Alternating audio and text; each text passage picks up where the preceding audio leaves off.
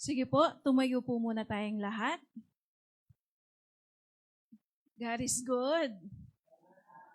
Pakisabi mo naman sa katabi mo, I miss you. Kumusta ka na? It's good to see you. Amen. Last week ang daming absent because merong nagkasakit and all. But God is good. Nandito po tayo ngayon to listen to His words. Amen. So maraming salamat that we are here once again. Amen. Mamaya po, no, before tayo mag-pray, quick announcement. Mamayang 2 p.m., okay? Meron po tayong water baptism sa Cormila Resort, Villa Nia, okay? Yung pangatlong villa doon, no? So, mamaya after our Sunday worship, uwi po muna tayo, kuha tayong gamit, okay? Mag-lunch na tayo sa bahay, dala na lang tayo ng merienda doon, okay? Okay po ba? Amen? So, I encourage you, yung mga hindi pa po nag-water baptism, now is your chance na magpa-water baptize. Okay? Bakit? Anong ibig sabihin nun? Kapag nagpa-water baptize ka, you are declaring to the public that I am a believer of Jesus Christ and I am a follower of the Lord. Okay? Kasi bakit? Ang sabi po ng Biblia, kung sino ang nag-a-acknowledge sa akin in public, i-acknowledge ko rin sa harap ng aking Ama, sabi ni Jesus. Amen? Kaya kung tayo po ay minumove ni Lord, no, na talagang ibigay ang buhay natin sa Kanya, tinanggap mo na si Lord, hindi ka pa na water baptized, now is the time na mag-decide po tayo. Amen po ba? Okay, sige, manalangin po muna tayo. Lord, salamat. We are so blessed. Nandito kami sa presensya mo. Salamat, Lord, sa fellowship ng aming mga kapatid. Praise and worship pa lang, Panginoon. Damang-dama po namin ang pagkilos mo sa buhay po namin. We are so happy, joyful na nandito po kami, Panginoon. Punong-puno ang puso po namin ng pagsamba at pasasalamat. And I know, Lord, ito pong salita mo ngayong umaga sa amin. It will also bless each and every one of us. Lord, I pray na ang bawat nakikinig dito and even online at makikinig later, ay Lord, talagang ikaw ang maririnig nila, ang pangungusap mo. Tunay nga po na nire-rebuke namin, Lord, lahat ng distraction ngayong umagang ito. And we just want to stop, to take a pause, and to just really absorb your message for us this morning. Maraming salamat po, Lord, sa matatabang puso, alertong pag-iisip, Lord God, para po ma-receive namin itong mga salita mo na ito. We give back all the glory to you, Lord. Let your will be done and let your kingdom come. In Jesus' name we pray. Amen and amen. Sige po. Makakaupo na po tayo.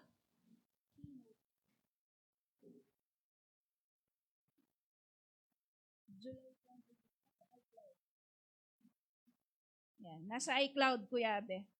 July 26 sermon. Yan. Okay. Ready na po ba tayo to listen? Amen? Let's open our notebook, our note-taking app. No? Tayo po ay mag-take notes. Kasi paglabas mo pa lang dito, hindi mo na ito matatandaan. Amen? The more na magte-take note ka, meron kang mababalikan. Okay.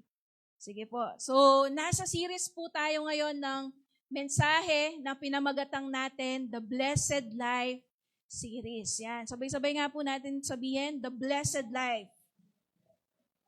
Amen. No? So, yan. Nakakasod ka na ba, Kuya Abe? Okay. Sige po. Ready na po tayo? Okay. Pakisabi sa katabi mo, ready ka na ba? Ikaw ang topic ngayon. Amen. Let me share a story sa inyo bago po tayo pumunta sa ating mga points this morning. No? Meron pong isang lalaki, tanging siya lang ang nakaligtas mula sa isang trahedya sa dagat matapos pong lumubog yung barkong kanilang sinasakyan. Napadpad po siya sa isang maliit na isla at walang tao doon sa isla na yon. Araw-araw, taimtim po siyang nananalangin sa Diyos na sabi niya, sana merong barkong dumaan para ako'y maligtas. So, lagi niyang tinatanaw yung dagat, no? Tinitignan niya, pero walang dumadaan. Ngayon, para maproteksyonan yung sarili niya mula sa sobrang init, sa ulan, no? Nagsumikap po siya na gumawa ng kanyang maliit na parang barong-barong. Okay? Sa loob po ng 1 linggo, nangolekta siya ng mga tuyong kahoy, dahon, at pati ng mga damo para lang makabuo po siya ng isang maliit na kubo. Doon niya po nilagay yung kanyang mga naisalbang mga iilang gamit, no? At isang hapon, pagkatapos niya pong maghanap ng pagkain, pagbalik niya doon sa camp, kung nasaan yung kanyang maliit na kubo, nagulat po siya. Okay? Bakit? Kasi yung kanyang ginawang kubo, natutupok ng apoy. For some reason, hindi ko alam. Baka dahil sa sobrang tuyo ng dahon, biglang parang nag-wildfire at natupok yung kanyang tinitirhan na maliit na barong-barong. So ang taas at saka ang kapal po ng usok na ginawa nung maliit niyang kubo. And then, sa sobrang galit at lungkot niya, napaiyak po siya. At saka siya sumigaw sa Diyos. Ang sabi niya, Panginoon! Bakit mo ginawa ito sa akin? Nawala na ang lahat sa akin nung lumubog yung barko. Pati pa ba naman yung tanging tirahan ko, hinayaan mong masunog.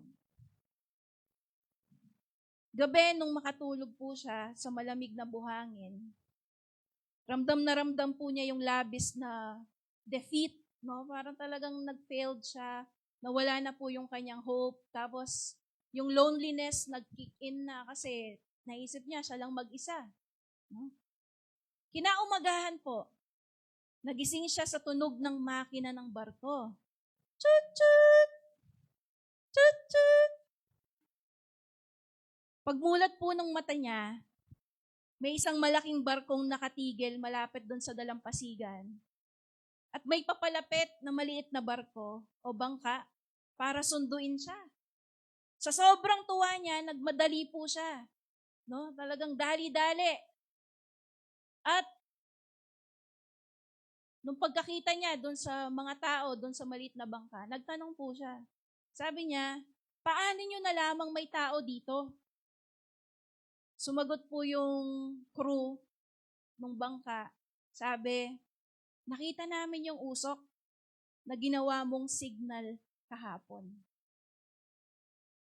Hello? Amen? Mga kapatid, kung minsan po, napakahirap pagkatiwalaan po ng Diyos. Lalo na kapag napakahirap nung sitwasyon na ating pinagdadaanan. Tama po ba? 'Di ba? Biruin mo yon, nasunog yung akala niyang tirahan niya. Pero yun pala yung naging daan sa kanyang ikakaligtas. Amen? Ngayon, yung pong pag-uusapan natin na key text or passage sa Bible, it also represent itong istorya po na ito. No, yung bayan po ng Juda nung panahon po na sila ay sinasalakay, niraransak, talagang ginagawa silang mga alipin, no? Yung si Prophet Jeremiah ay nagsulat po. No, ang sabi po ng Panginoon doon sa kanyang sulat, mapalad ang taong nagtitiwala sa Panginoon. Amen? So ngayon, tignan po natin ngayong umagang ito. Kasi ang second part ng The Blessed Life series is pinamagatan po nating Blessed is the man who trusts in the Lord. Okay? Sa Tagalog, mapalad ang mga taong nagtitiwala ng lubos sa Panginoon. Amen? No, yung first week natin, tiningnan po natin, hindi lang pala kapag mapera ka, may bago kang gamit, you have a good life, doon lang sinasabi that you are blessed. Yung palang merong mga taong may fear of God, ang totoong blessed. Amen? At ngayong Sunday po na ito, titignan natin yung pangalawang klase ng tao na talagang blessed. Okay? Ang sabi po ng Jeremiah chapter 17, Ang tao palang blessed ay ang mga taong tunay na umaasa at nagtitiwala sa Diyos. Are you ready? Amen? So, our topic or key text is mababasa po natin sa Jeremiah 17, verses 7 to 8. Okay? And ang main idea na gusto kong makuha po ninyo sa ating pag-aaral ngayong umagang ito, okay, is that ang totoong pinagpalang buhay ay hindi nasusukat sa kawalan ng problema, kundi po sa pusong buo ang tiwala sa Panginoon. Yung nananatiling matatag, nagbubunga at puno ng pag-asa kahit sa pinakamahirap na panahon ng buhay.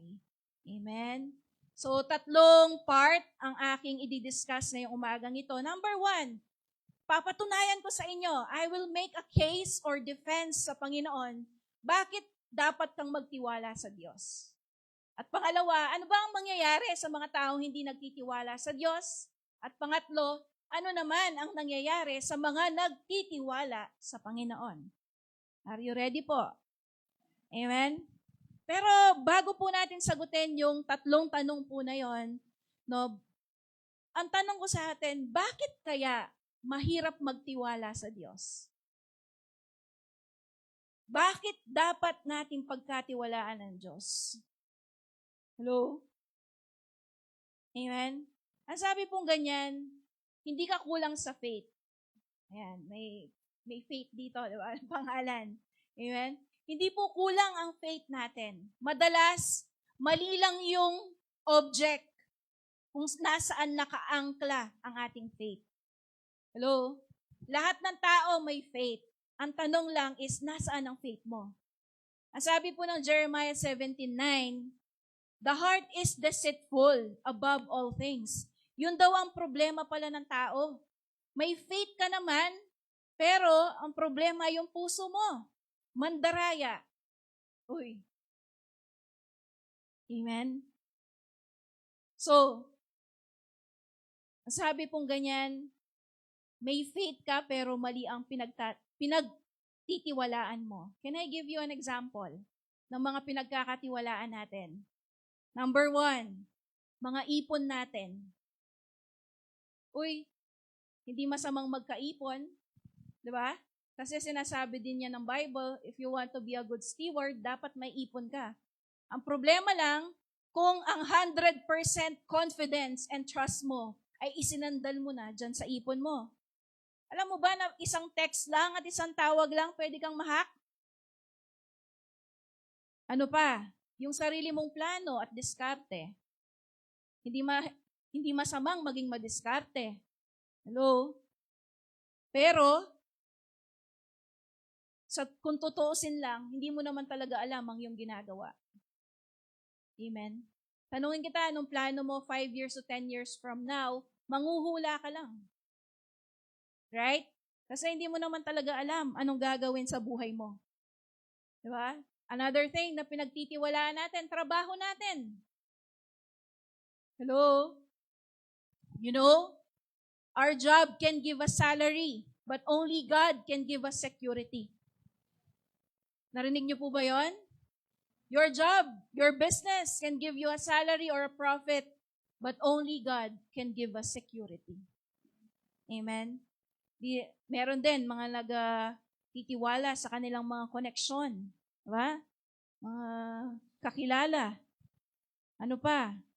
Mga doktor. And even social media validation. Diba? Pinagtitiwalaan natin yung mga reviews ng tao doon sa Shopee, doon sa TikTok. Right? Para bilhin mo yung isang bagay, ang tinitignan mo is the validation ng social media. Kung talaga bang effective yung produkto na yon. Pero kung tutuusin, lagi ka rin nalagang nabubudol. Gaya ng aking asawa. Bumili ng vacuum, hindi gumagana.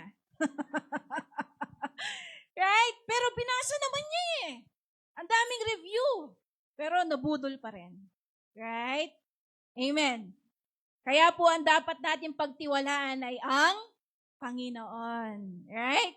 Let me give you 3 reasons bakit dapat kang magtiwala sa Diyos. At hindi lang sa katabi mo, hindi lang sa pera, at hindi sa kanino paman o ano paman. Amen? Number 1, bakit nga ba dapat natin pagtiwalaan ng Diyos? Dahil hindi po siya nagsisinungaling. Sabi ng Numbers 23:19, ang Diyos ay hindi sinungaling tulad ng katabi mo. Ay, tulad ng tao pala. Ano mang sabihin niya, kanyang gagawin. Kung mangako man siya, ito'y kanyang tutuparin. Uy, that is the God that we serve. Kaya nga po, He is worthy to be worshipped. Ang malaraming Ginoo. Amen? How many of us nakaranas na po na pangakuan pero hindi ito natutupad? Di ba? Yung simple or importanteng event, ang sabi, sige, pupunta ako. Pero kamukat-mukat mo, layo. Hello? Sabi po ng Bible, let your yes be yes, and let your no be no. Hello, mga kapatid ko. Amen? Hindi porket nagfi-fail tayo ay hindi na tayo dapat maging katiwa-tiwala. Right? Pero in real life talaga, meron drawing. Tingnan mo nga yung katabi mo, drawing. Paasa. Right? Ano pa? Di ba minsan merong mga tao nangangako, sabi niya, dakakalingwan, potang may bless na ako. Potang may kwalta ako, dakakalingwan. Sino pong napangakuan na ng ganon? Hindi ba? Madalas, hindi naman nangyayari yon, kinakalimutan naman talaga tayo. Amen? O kaya naman, yung taong akala po natin hindi tayo iiwan, madalas sila pa ang unang iiwan sa atin. Right? Ibinigay po natin yung tiwala natin sa tao na sabi, babayaran kita at this date. Pero napapako. Amen? Sabi mo sa katabi mo, hindi ka yun. Yung sa likod mo yun. Amen? Pero ang Diyos, hindi nagsisinungaling, kaya dapat kang magtiwala sa Diyos. Amen? Kung meron daw siyang sinabi, gagawin niya. Ano ba yung mga pangako ng Diyos sa atin na gagawin niya? Number 1, ang sabi niya, I will provide for your needs. At kakarog ka. Amen? Ano pang sabi? O kapag nag-failed ka, anong sabi ng Lord sa atin? Nothing can separate you from my love. Hindi yung kapalpakan mo, anak, sabi ni Lord. Amen? Ano pa? Kung ikaw ngayon ay nagsasuffer, may problema na mabigat, ang sabi ng Panginoon, I am working for your good. The enemy meant it for evil, pero the Lord will turn it to your good. Amen? Do you receive that? No? Gusto mo nang mag-quit, pero ang sabi ni Lord, hindi pa ako tapos sa'yo, huwag kang mag-quit. Amen? Right? Sabi pong ganyan, no? 2 Corinthians 1:20, sapagkat kahit gaano man karami ang pangako ng Diyos, tutuparin niyang lahat ito sa pamamagitan ni Kristo. Kaya nga masasabi natin, tapat ang Diyos at ito'y makakapagbigay ng kapurihan sa Kanya. Kaya karapat-dapat ka lang magtiwala sa Panginoon. Pangalawang point, bakit dapat kang magtiwala sa Panginoon, kapatid? Dahil tapat siya. Sabi ng 2 Timothy 2:13, kung hindi man tayo tapat, mananatili siyang tapat. Uy! Dahil hindi niya makakaila ang kanyang sarili. Grabe si Lord.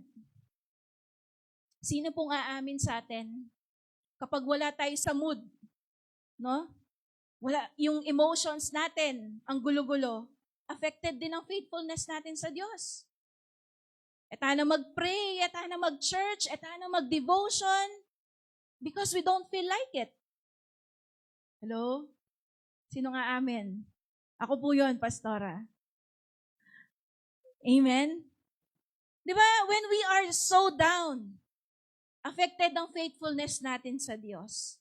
Pero buti na lang, God is stable at hindi siya moody. Imagine kung moody ang Panginoon. No? Yung, Lord, help! Bahala ka kina ng Lord. Wala king mood. Right? Hindi ganun ang Panginoon. Ang sabi nga, nananatili siyang tapat kahit hindi ka naging tapat. Uy, how many of us, tinry mo nang tumalikod sa Diyos, pero araw-araw pa rin ang pagpapala at grasya ng Diyos sa'yo. Right? Because God is faithful. Kahit hindi po tayo tapat. Amen? Anya, noong ka pa munta. Amen? Ang ating pong feelings daw ay tulad ng panahon. Ngayon, maaraw, mamaya, maulan. Kapag masaya po tayo, madaling magpuri. Tama ba? Pero kapag mabigat ang buhay, madaling magmuni-muni o lumayo sa Diyos. Pero ang katapatan po ng Diyos ay hindi nakadepende sa emosyon natin at sa performance mo. Hello? Siya po'y tapat. Hindi dahil kung sino po tayo at kung ano yung nagawa natin, kung hindi siya'y nananatiling tapat dahil siya'y talagang tapat. That's who God is. Amen? At si Lord consistent. Ang sabi po ng Hebrews 13:8, Jesus Christ is the same yesterday, today, and forever. Hindi kagaya ng katabi mo, may confused na ka. Hello? Di ba? Nakaka-confuse, right? Yung mga taong pabago-bago. Amen? Pero buti na lang ang Diyos ay hindi kamukha ng tao. Kaya tulay na mapagkakatiwalaan po natin siya. Amen? Ano pa po? Pangatlo. May natututunan po ba tayo so far? Pangatlo, bakit dapat natin pagkatiwalaan ang Diyos? This is the ultimate reason why. It's because mahal na mahal ka ng Diyos. And God did not just prove it by words. Talagang pinakita ng Diyos na mahal ka niya through the Calvary, through the cross. Amen? Sabi po ng Romans 8:32, this is one of my life verse. Sabi nga ganyan, kung ang sarili niyang anak ay hindi niya ipinagkait, sa halip ay ibinigay para sa atin, tiyak na ibibigay din niya sa atin ang lahat ng bagay. Uy, if God already gave you His greatest gift, who is our Lord Jesus Christ, ba't inibiyang makasanting ka? Right? Hello? Malakpakan naman po natin si Lord. Amen. Baka kaya hindi pa ibinibigay dahil di ka ready. Hello? Baka ikaw inaantay ni Lord, imbis na ikaw ang nag-aantay sa Panginoon. Bakit? Ang buhay mo tapos na eh. Even before you came out here on earth, before nakapapenganak mo, yari na yung kaya kang libro. So, buri ng sabyan, ika ang panaya ng Lord. At ikang pag-pray kang God, samasan mo. Magtiwala ka kayo. Amen. Be ready sa ating mga pinagpipray. Kasi lahat ng maganda, kung wala sa panahon, nagiging bangungot. Hindi lang nagiging pangit nagiging bangungot. Amen. Meron akong narinig, di ba? Sino po dito ulit ang gustong yumaman? Sabing ganyan, no? Gustong yumaman, pero hindi marunong mag-budget. Hindi marunong mag-save. Hindi marunong mag-invest. And worst, matamad niya. Kabi ako bro, bisang kumalta. Meron akong narinig na sinishare ni R.D. Roberto, yung asawa ni Miriam Kiambao. 80 million ang kanyang napanalunan sa loto. After 1 year, naputulan siya ng kuryente. Bakit? Because hindi siya ready doon sa 80 million. Grabe, di ba? 80 million, ang gawa mo rin, sinugalyas yata. Balo. Amen? You get my point? Walang problema sa Diyos. Ibibigay niya kung hindi makakasama sa atin. 'Di ba? Gustong mag-asawa. Maganda yan. Kasi ang sabi po ng Lord, he who find a wife find favor from the Lord. Pero kung hindi nga po tayo ready, magiging miserable lang ang ating buhay. Amen? Sobrang daming dahilan bakit dapat tayong magtiwala sa Diyos. But tatlo lang ang aking ibibigay ngayong umaga kasi hindi tayo matatapos. Sa sobrang dami, amen, na karakter na maganda ng Panginoon, dapat lang po siyang pagkatiwalaan. Amen? So, ito po daw yung tandaan natin. Ang lahat ng bagay dito sa mundo, pwedeng mawala. Diba? Even tao, pwedeng mawala. Tama ba? Pero ang Diyos, subok na matibay. Subok na maaasahan. Amen? Right. At kailanman, hindi po magbabago si Lord. Amen? Kaya dapat lang siyang pagkatiwalaan. Kaya nga kapatid, if ever na nagda-doubt ka ngayon, mabuti ba ang Diyos? Naririnig ba ako ng Diyos? Hello? Tignan mo na lang yung cross. Kasi yun yung give up niya para sa'yo. Amen. May nakuha po ba tayo? Did I make my case? Na dapat lang po natin pagkatiwalaan ng Diyos. Hindi ang tao, hindi ang ano pa mang bagay. Ultimately, si God. Amen? Now, punta tayo sa second part. Ano bang nangyayari sa mga taong hindi nagtitiwala sa Diyos? Yan po is nakasulat sa Jeremiah 17, verse 5 hanggang 6. Sinabi pa ng Panginoon, this is what the Lord is saying. Isusumpa ko ang taong lumalayo sa akin at nagtitiwala lamang sa tao. Kaya don't you dare natatalikod sa Diyos. Pamatakutan mo ko yata, Pastora Vilma. Uwa, bangi ka makuha kang Lord. Susumpa ko ang taong lumalayo sa akin at nagtitiwala lamang sa tao. Pwede naman magtiwala sa tao eh. Ang emphasis lang is kung yun na lang ang pinagkatiwalaan mo. Amen. Matutulad siya sa isang maliit na punong kahoy sa ilang na walang magandang kinabukasan. Maninirahan siya sa tigang at maalat na lupain na walang ibang nakatira. Now, ang key text natin, di ba? Jeremiah 17 verse 7 to 8. Itong dalawang naunang verses before doon sa next na verse na pag-aaralan po natin, ikinukumpara ni Propeta Jeremiah ang taong sinumpa at ang taong bless. Can you follow? No? So sabing ganyan, kung hindi ka blessed, sinumpa ka. At ang taong sinumpa, okay, mismo ng Diyos, ito yung mga taong unang-una, nagtitiwala lamang sa tao. Pangalawa, dumedepende sa kanilang sariling lakas at lumalayo sa Diyos. So yung buhay daw po nila ay katulad ng maliit na punong kahoy sa disyerto. Okay? Now, let me give you the 3 conditions ng mga taong hindi nagtitiwala sa Diyos. Number 1, wala daw silang magandang kinabukasan. Ang saklap, di ba? Pinag-aaralan namin kahapon, Jeremiah 29:11, Miguel, pinamemorize sa amin. No? Ang sabing ganyan, ang plano ng Lord sa atin is to give us a hope and a future. Pero pala yung mga taong hindi nagtitiwala sa Diyos, hindi ka na makakaasa ng magandang kinabukasan. Kapag sa tao o sarili ka nagtiwala, kapatid, nalilimitahan mo yung buhay mo. So kung ano lang yung kayang ibigay ng tao na pinagkatiwalaan mo, yun na yun.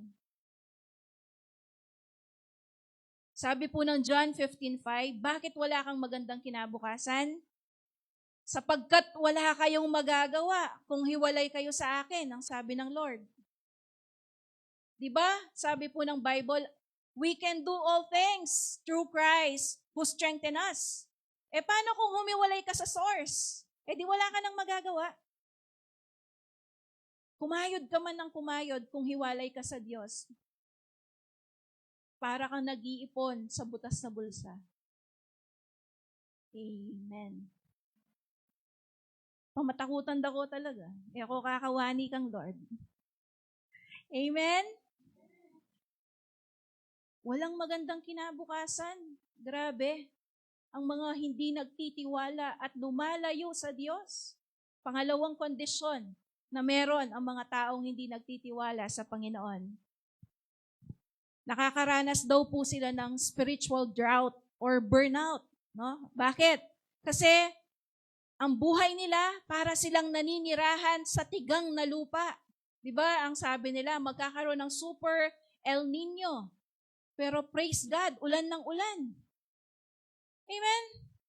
Grabe, no? Pero sabi dito, yung mga taong depende sa sarili nilang lakas at galing ay madaling ma-burnout at mapagod. Alam mo na yung kasiping mo, no? Lupa yung stress, lupa yung puyat, alam mo na rin eye bags na, alam mo rin chicks na, nung may nga kulkul na la. Amen? Bakit? Alam niyo po, kung dumating yung matinding init o pagsubok sa buhay, madali po silang matuyo o manghina dahil wala po silang malalim na pinagkukunan ng kanilang buhay at lakas. Hello? Amen? Kaya ka palang agad natutumba. Bakit? Kasi wala ka nung pinagkukunan ng lakas. Hello? Kung gusto mong mapagtagumpayan ang lahat ng pagsubok, manatili ka sa Diyos. Amen. Magtiwala ka sa Panginoon. Amen? O yan na, oh. Sabi natin, Kuya Anjo, aga nakakituloy yung pasas. Ano ne? Nung bisa ako kanong maglupang pasas, diba? May kulubot, no? Dry, no? Sino gustong maging pasas? Oh, ayaw niya. Sino gustong maging ubas? Right? Sabi, anang Kuya Be, di niya na akong infong Kuya Be. Sabi ko, noon nababat rin pasas, sabi ko. Ewan ba, noon nababat rin pasas, kaya na palang ubas. Sabi ko, ay, may gina akong tawa ako. Amen. Amen? Ako nga po baling gana-gana. Amen. May syakya parogoy ng asawa ko, o tapakasalang kini, na siguro. Amen. Yung mga hiwalay sa Diyos, mukhang pasas. Amen? Tingnan mo nga ulit yung katabi mo kung mukhang ubas. That is the condition of people who don't trust in the Lord. Balam talaga sinumpalo. Amen? Amen. Pati rugo yung itsura daw mag-manifest. Na potang kawani ka ang Lord. Amen? Pero alam mo ulit yung kasiping mo, blooming niya, oh. Why? Kapag po tayo ay naging connected sa Panginoon, amen, there is refreshment. And last, tignan natin, ano pa yung condition ng mga hindi nagtitiwala o hiwalay sa Diyos? Sabi pong ganyan, nawawalan ng pakinabang at napupunta sa isolation ang mga taong ito. They are barren, walang fruit sa buhay nila, at malungkot sila. No? Sabi pong ganyan, noong Jeremiah 17, di ba? Verse 5 to 6, sabi ganyan, maalat na lupain na walang ibang nakatira. Doon po sila nakatanim. Okay? So yung maalat na lupain, salt land, ay simbolo po ng lugar na walang nabubuhay at walang pakinabang. Real talk. Lahat ng tao, they can fail us. Di ba? Sabi nga ng Bible, pati magulang mo, pwede kang iwan. Di ba? Yung asawa mo, na akala mo, susupport sa'yo, pwede kang iwan. Hello? Can you relate? Di ba? Yung tao, kaya niyang iwan tayo at i-disappoint tayo. Amen. Pero, pag si Lord po yung pinagtiwalaan po natin, hindi po tayo mapapahiya. Right? Alam niyo ba, yung pong mga tao sa paligid po natin, na mahal natin, kaya po silang baguhin ng Panginoon. Ang sabi po ng salita ng Diyos, even ang puso at daloy ng isip ng hari, kaya pong baguhin ng Diyos. Kaya niyang i-direct. Kaya yung matigas mong ulo na anak, hello, itong masyas mo buntok na asawa, kaya po siyang baguhin ng Panginoon. Hello? Ang tanong lang, kaya mo bang pagtiwalaan ng Diyos? Ang mahirap kasi sa atin, control freak tayo eh. Gusto nating kontrolin ang mga resulta, ang mga tao sa paligid po natin. Hello? Pero nung tutusin mo na naman talaga bayo. Amen? Ang kaya mo lang baguhin, sarili mo. Right? Amen po. Kaya kapag sa tao mo po iniligay yung buong tiwala mo, sa huli, magiging dismayado ka lang. Malulungkot ka lang. Amen? Tsaka pakiramdam mo, magiging kang mag-isa. Right? Suggestion po kaya kayo, panalangin mo niyan. Panalangin mo yung sarili mo, panalangin mo yung kapamilya mo. Amen.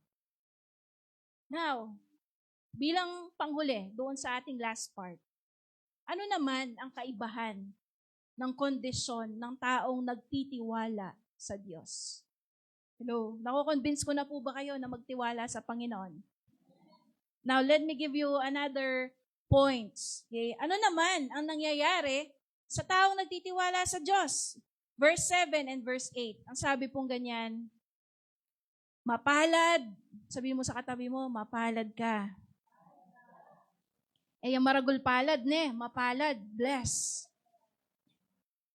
Mapalad ang taong nagtitiwala at lubos na umaasa lamang sa akin, ang sabi ng Diyos.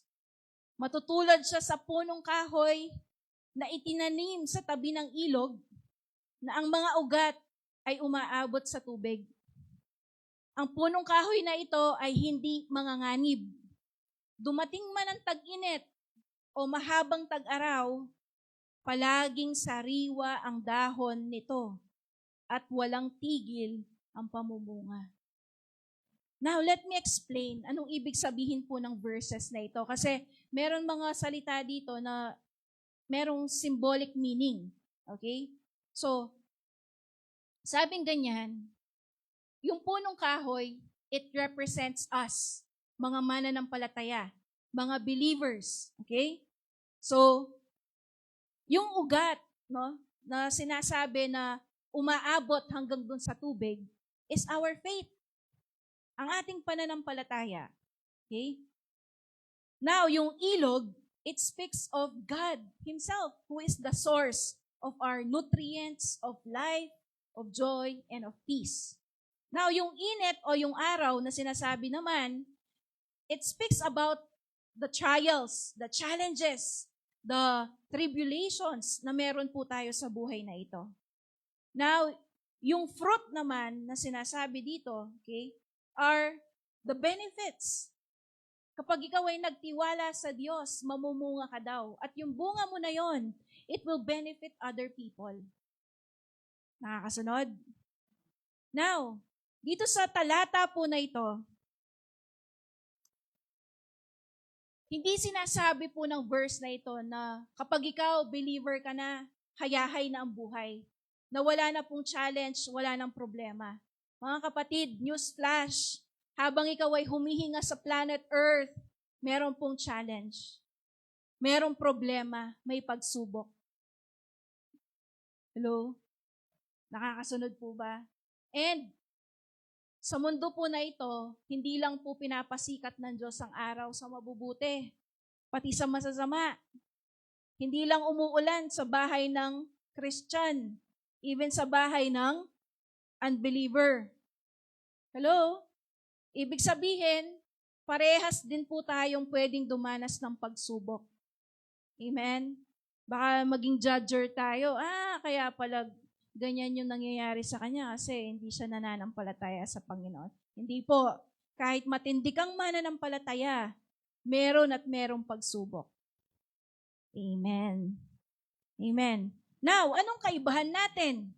Kung parehas lang pala nadadaan sa pagsubok ng buhay, ano ang kaibahan nung verse 5 and 6 at nung 7 and 8? Ang kaibahan is doon sa kanilang kinakapitan at kung nasaan nakatanim ang kanilang ugat. Hello? Amen. No? So sabing ganyan, ginamit daw po ng Diyos na larawan yung puno na itinanim sa tabi ng ilog para ipakita sa atin yung tatlong kondisyon ng mga taong nagtitiwala sa Diyos. Kanina, 'di ba? Dry, no? Ano na siya? Kumbaga, mababaw lang yung root. Amen? Nung hindi nagtitiwala sa Diyos. Now, yung tao naman na nagtitiwala sa Diyos is number 1, meron siyang deep root and continuous supply. Bakit? Sabi ganyan, no? Yung ugat niya daw, umaabot sa tubig. Yung puno, ang punong ito ay hindi nakadepende sa ulan. Hello? Kung tayo po nakadepende sa ulan, occasional ka lang na madidiligan. Pero kung dun sa ilog na continuous ang flow, tuloy-tuloy ang supply. Right? Tama po ba? Dahil daw yung ugat niya nakabaon ng malalim sa tubig ng buhay, which is our Lord Jesus Christ. Ang tanong ko sa iyo, mababaw ka ba o malalim ang ugat mo? Hello? Baka ating kang dimdamin ako mag-church. Mababaw. Hello? Hello? Daka pinansin na ako mag-church. Hello? Daka dininan tinapin ako mag-church. May gisano rin pandesal. Putang iyo ang Tita Cherry. Hello? Mababaw. Amen? Ing malalam kang Lord, basta bibitaw. Kahit anong hanapin, dumaan man ako sa ilog, di ako masusunogan. Ay, di ako malulunodan. Amen? Kahit ano daw pagdaanan, kapag malalim ang ugat sa Panginoon, hindi ka aalis kay Lord. Amen? Pabre ning kasiping mo, lako na ka kang Lord. Dapat nung ating ega na ganang mighty band, lege mo no ang king sarili mo. Amen. Hello? Kaya kayo nga, palayasan na kayo, na palalayas Bakit? Kasi yung source mo, tsuking bale, kamangan.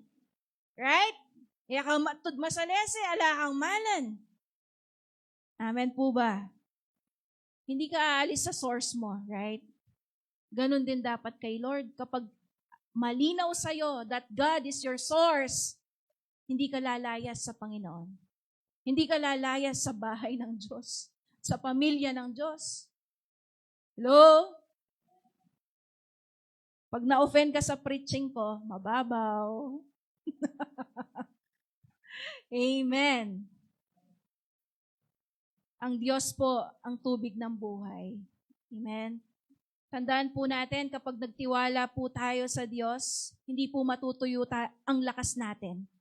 Amen? Lagi tayong merong kapayapaan kahit na merong unos. Amen? At ang pag-asa po natin is hindi nasa paligid po natin, kung hindi nasa loob po natin. Amen? Kasi po si Lord ang pag-asa natin. Amen? Sabi ko nga po, alam nyo, yung tinuturo ni Kuya Abe, ito, revelation namin to Kasi dati tinuro sa amin, huwag ka lang mag-pray ng increase. Ang ipag-pray mo daw, tumaas ang tithes mo. Bakit? Kasi halimbawa, ang tithes mo lang dati 100. Ibig sabihin, ang tinatanggap mo lang ay 1,000. Right? So pag pinag-pray ko na maging 1,000 ang tithes ko, magkano na ang buong pera ko? 10,000. Right? Kaya ang turo sa amin, ipag-pray mo, sabi, ma-increase ang tithes mo.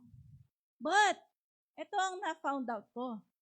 Kahit pala i-increase ng Diyos ang tithes mo, kung hindi nag-increase ang generosity mo, wala pa rin pakinabang ang Diyos sa'yo. Hello? Bakit? Sasarilinin mo lang yun. Amen. Kaya ngayon, ang suggestion ko, pag-pray mo, Lord, increase my tithes and my generosity.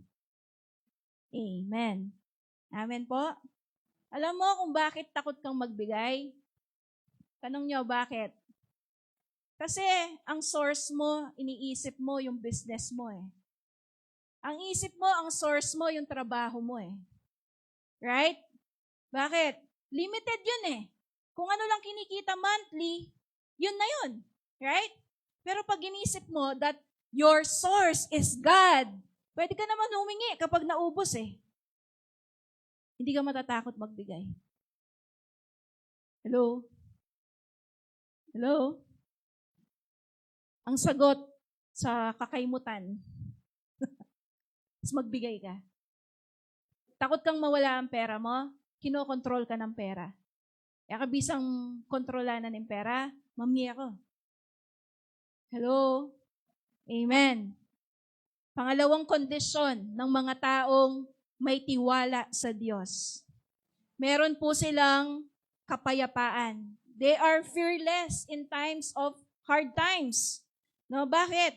Yung punong kahoy na daw ito ay hindi manganganib. Dumating man ang init, trials ng buhay, palaging sariwa yung dahon nito. Hello? Haba pong natataranta ang mga tao sa pagtaas na naman ng gas. Habang nai-stress tayo sa nangyayari sa ating gobyerno, kapag po pala tayo ay rooted in Christ, hindi po tayo manganganib. Hello? Yes, there could be difficulty, but alam mo, you are still secure with God. Amen? Kaya ka laging magiging sariwa at payapa. Ang katotohanan po, ang tiwala sa Diyos ay hindi nangangahulog ang walang problema. Do you agree with that? Amen? Kahit nagtitiwala ka sa Diyos, it doesn't excuse you na wala ka ng problema.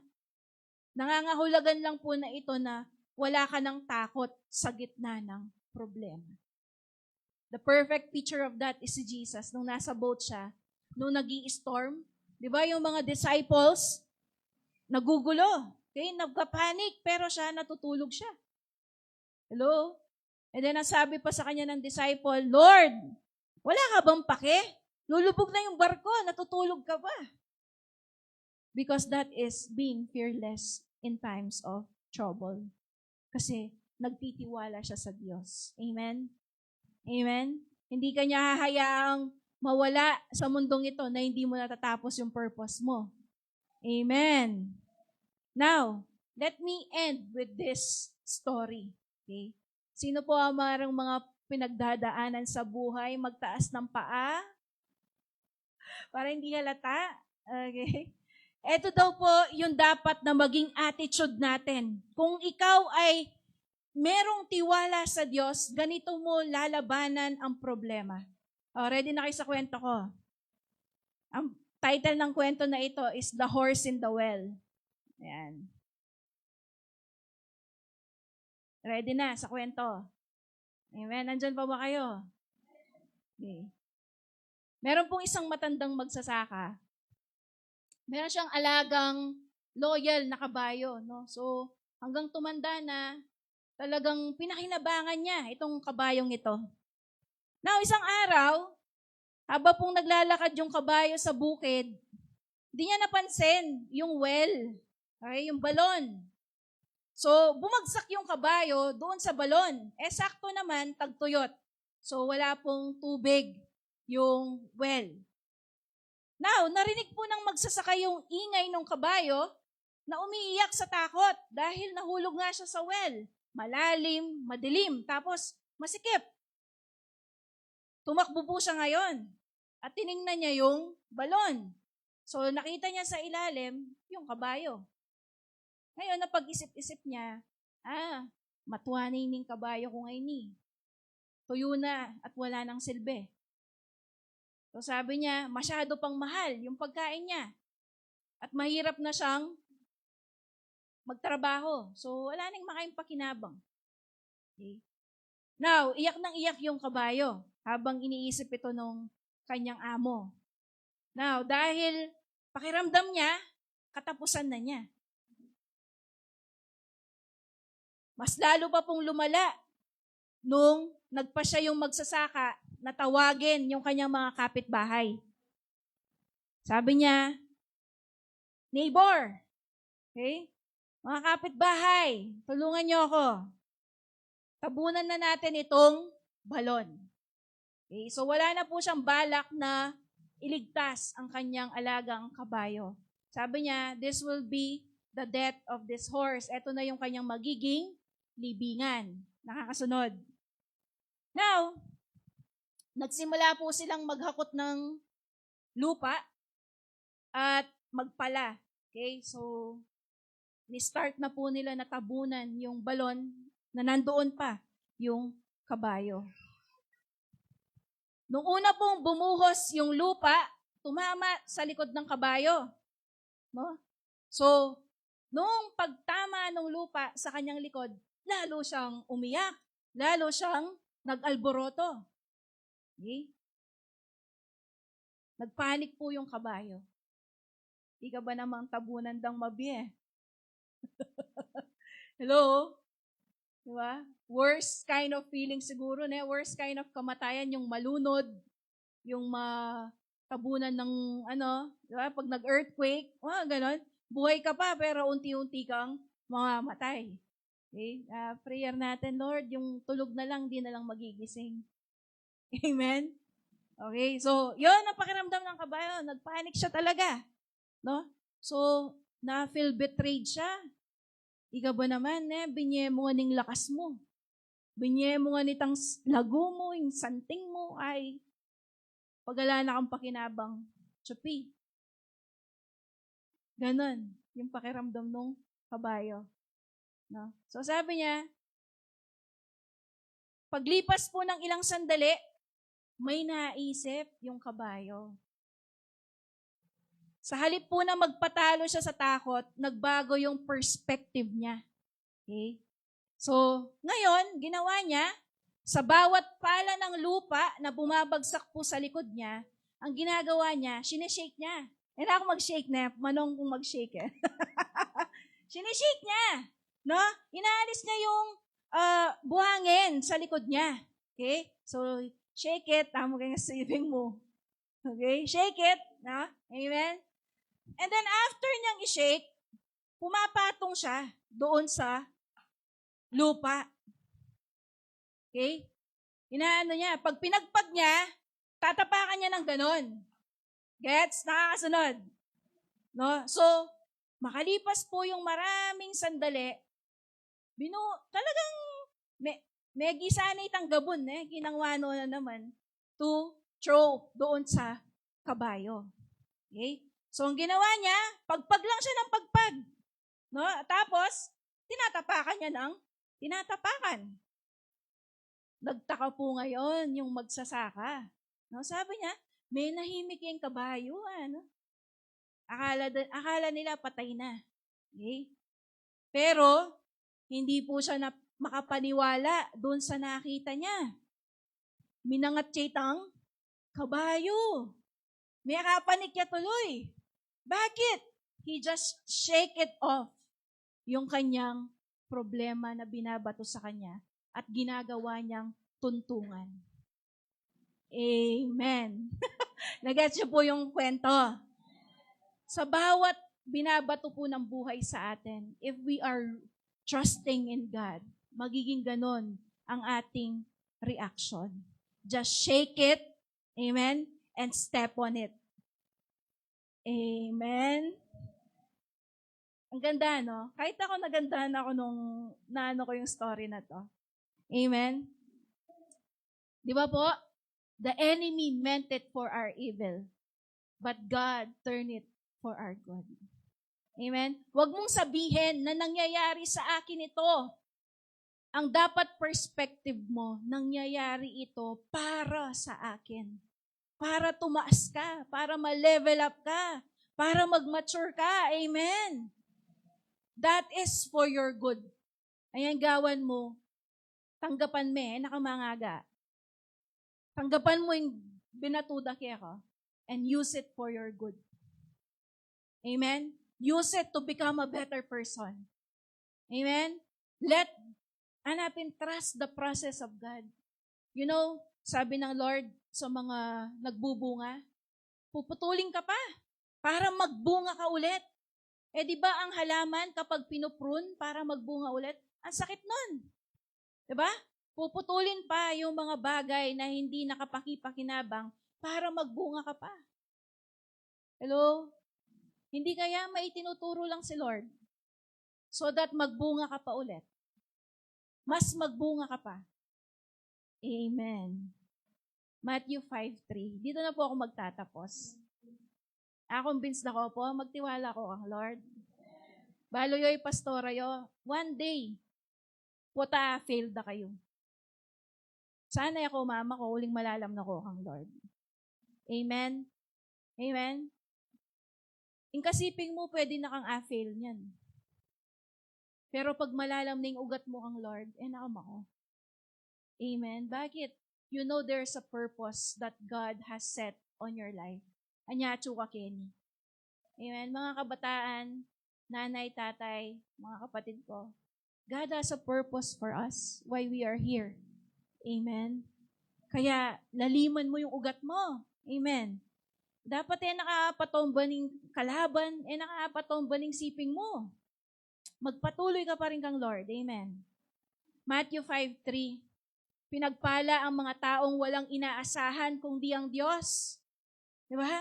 Sapagkat kabilang sila sa kaharian ng langit.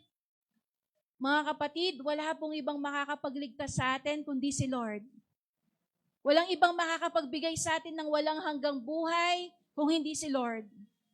Walang ibang makakapagpatawad, makakalinis sa ating mga kasalanan kung hindi si Lord. Kaya sabi dito, kung wala ka ng inaasahan na iba, ang Diyos na lang, ikaw ang pinagpala. Mapalad ka, kapatid. Bakit? Kabilang ka daw sa kaharian ng langit. Mapalad ang mga taong nagtitiwala sa Diyos. Sabi ng awit 25:2-3, kasi hindi sila mapapahiya. How many of us, how many times nagtiwala tayo sa ibang tao, akala natin tutulungan nila tayo, ire-rescue nila tayo, pero bandang huli, they let us down. Pero sa Diyos, walang mapapahiya. Kung ikaw nagtitiwala ka sa Diyos para sa ikakaayos ng iyong pamilya, ikakagaling mo, ikakaayos ng ating bansa, ministry, para po mawin mo yung family mo. Sabi ng Lord, kami pakarini ka na ako ng tong. Amen. Luhod mo ang Lord. Amen. Anang Pogs and Rose ka na. Kumusta ka, ate? Nanong kaya mo na pagdalanan mo. Thank you, na. Baloyo, madalang lareng mangumusta ka rin leader. Baladang masikang kang masikan. Reng sa leader yun, kumusta nyo lo? Reng sa leader yun, libre yun naman. Elway kayo laging magpalibre. Hoy, nadyang may chip on kayo mo sa 20, nilibre yung milk tea. Hoy. Amen? Sabi nila, kumusta ka, ate? Okay na ako. Nung may stress ko, ako mga aga ko, kaya luhod ko mo, kaya okay na ako makanyan. Amen? Amen. Pero sabi ng makanya, walang nagtitiwala sa iyo, Panginoon, ang mapapahiya. Tingburi ko kang Lord Anyawat pagpalit may Lord. Ating kapangakit kalupa ng Lord. You know what? Anyone and anything na nagpapalayo sa Diyos ay hindi galing sa Diyos. Hello? Not every opportunity is from God. Amen po ba? Kaya nga mga kapatid, sino po ang willing magtiwala sa Diyos? If in the past, mo magtiwala kang Lord, now, ini-invite niya po tayo na, nak, biyan mo na ka na ako yung gana-gana. 100%. Amen?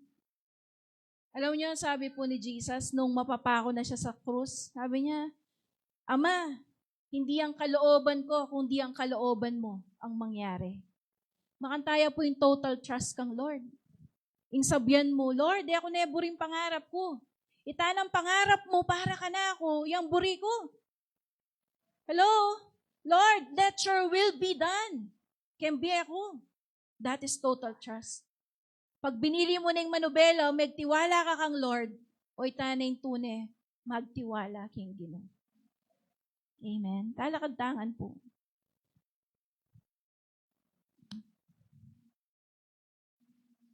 Kung hindi nyo pa po inalalagak, ibinibigay ang tiwala at confidence nyo sa Panginoon, now is the time na ibigay po natin sa Lord yung ating total trust. No? Kasi sabi pong ganyan, sino man ang tumawag sa Diyos ay maliligtas.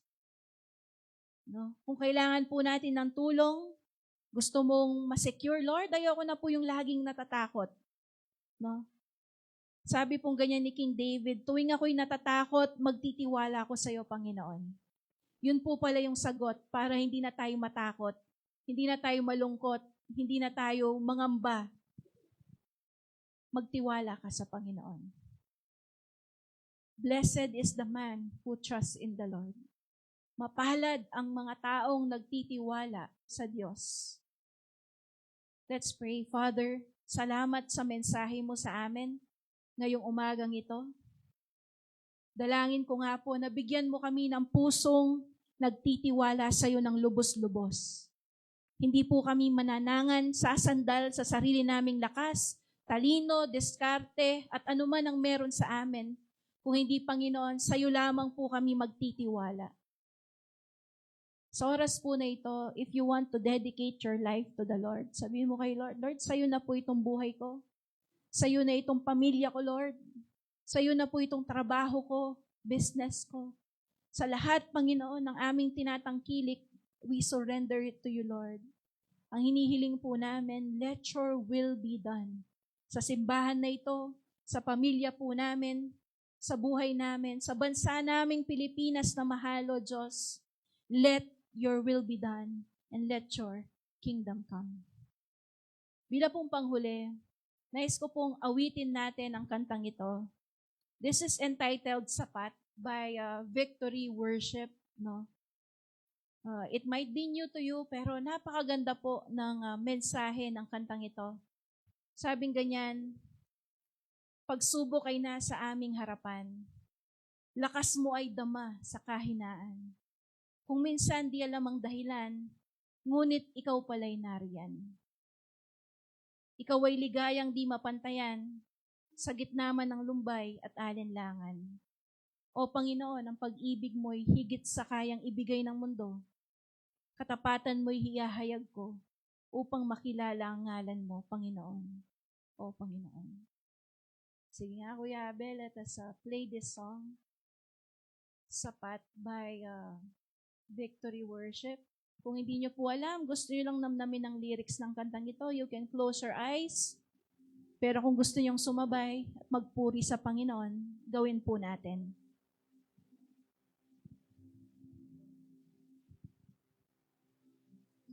Ay nasa aming harapan, lakas mo ay dama sa kahinaan. Kung minsan na lamang dahil, ngunit ikaw pala ay nariyan. Kay ligayang di mapantayan,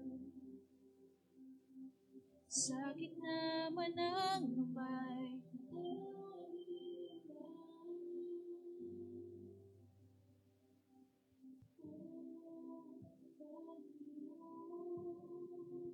Pag-ibig mo'y higit sa kayang ibigay ng mundo.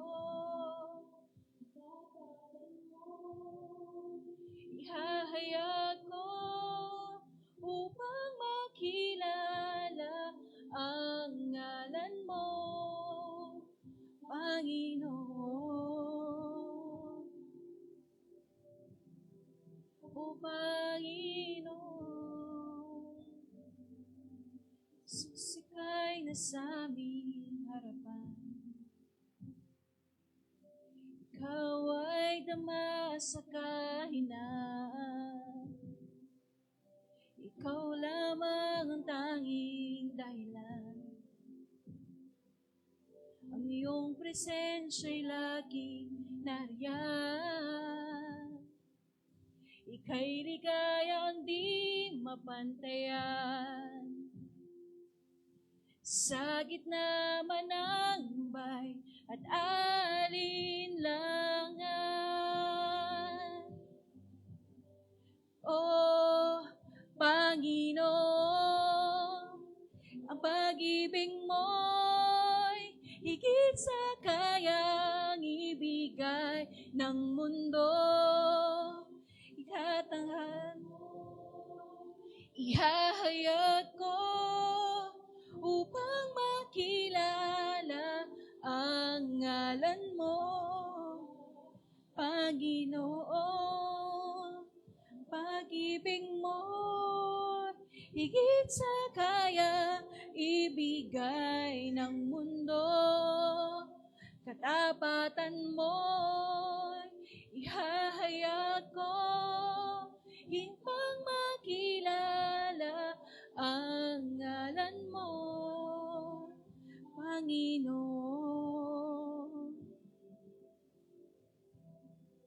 O Panginoon, ang biya'y nagmula sa'yo.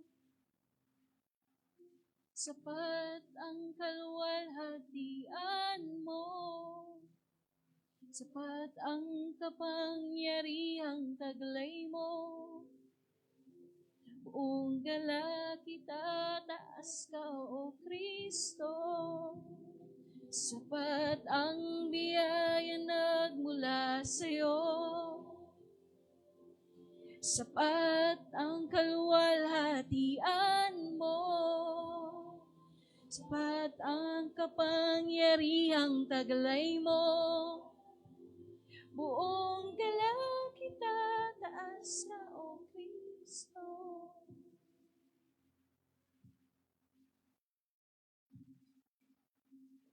O Panginoon, pag-ibig mo, higit sa kaya ibigay ng mundo.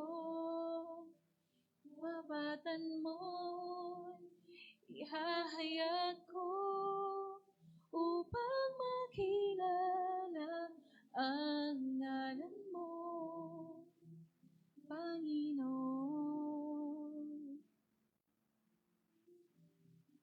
O Panginoon. Yes, God. Sapat ka, Panginoon. Sapat ka, Panginoon. You are more than enough, Lord. At tunay nga, dapat ka lang pagkatiwalaan, Panginoon.